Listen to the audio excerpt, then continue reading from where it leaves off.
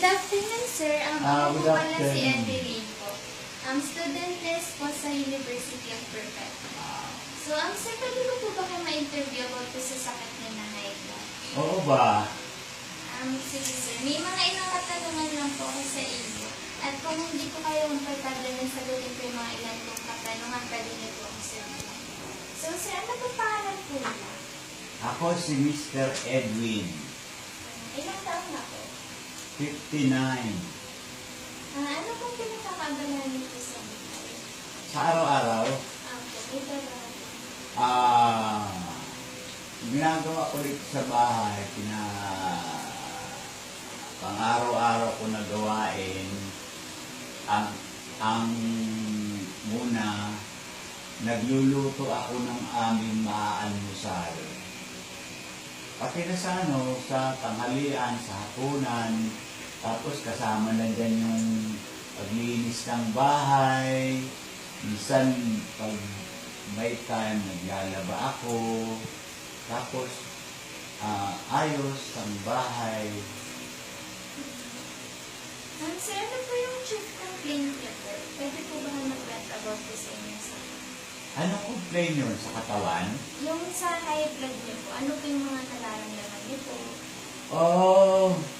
Minsan nakakaramdam ako ng parang irita.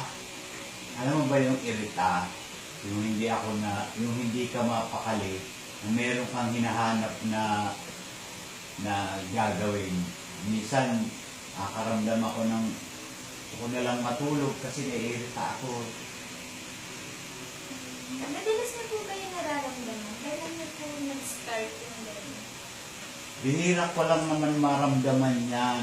Siguro nararamdaman ko yan mga lumilipas na mga buwan o mga weeks. Naramdaman ko to, nag-umpisa to nung mga nagkaedad na ako ng mga 50 plus. Pero sa ngayon, pasupong-supong lang siya. Ano po yung ginagawa niyo pong management para po ma-tolerate niyo po?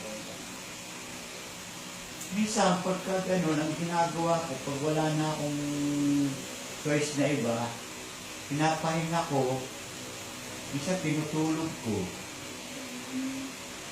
Sorry po. About naman po sa past medical history niyo po, may mga medications po ba kayo iniinom about po sa sakit niyo? Ay, hindi pa kasi hindi pa naman ako nagpunta talaga sa doktor tungkol dito sa Kaya wala akong iniinom na gamot. Dinadala-dala ko lang sa pagkain ng gulay kasi yun ang advice nila. Tapos na po yung pagkain niyo po, malakas po ba kayo kumain? O minsan malakas ako kumain pagka yung medyo inom ng konti, tapos masarap yung ulam, tapos yung may bagong putahe. Ano po yung reason ng mga kinakain niyo po? May dietary restrictions po ba kayo? Ano lang, minsan gulay, minsan isda, minsan karne, iba-iba. Umiinom po ba kayo, sir? Oo, umiinom ako. Minsan beer, minsan hard. Madalas po. Gano'n po kadalas? Siguro ang pinakamadalas na sa akin, siguro sa isang linggo, 3 times ako ng, halimbawa, Lunes. Ay hindi, halimbawa, Friday, minsan nagkakasunod-sunod, Saturday, kasi weekends naman eh. Pag nakapagpahinga ako ng mga 3 araw, minsan 3 times a week. Pero minsan pag nakakaramdam na ako ng irita, tumitigil din naman ako. Sir, magbibigay lang po ng mga ilang health teachings po para po sa inyong sakit. So, yung high blood pressure po kasi, ito po yung karaniwang sakit po ng mga nakakarami. At pwede po siyang mag-cause ng mga complications ng heart problems like heart attack or yung stroke. So, kailangan po yung mga symptoms po nito, kadalasan po wala po siyang sintomas. Yung iba po, wala po silang nararamdaman pero po high blood na po sila. So, dapat po nagpapacheck up po kayo. Then, yung iba naman po sumasakit po yung ulo nila sila or kinakapos po sila ng hinga.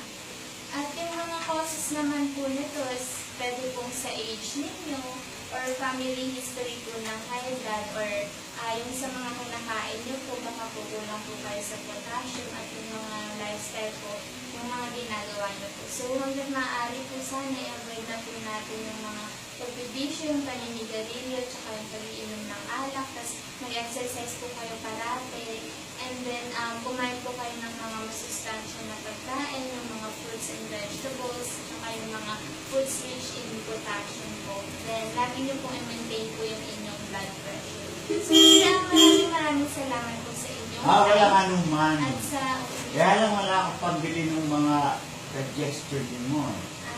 thank you. Thank you, Dave.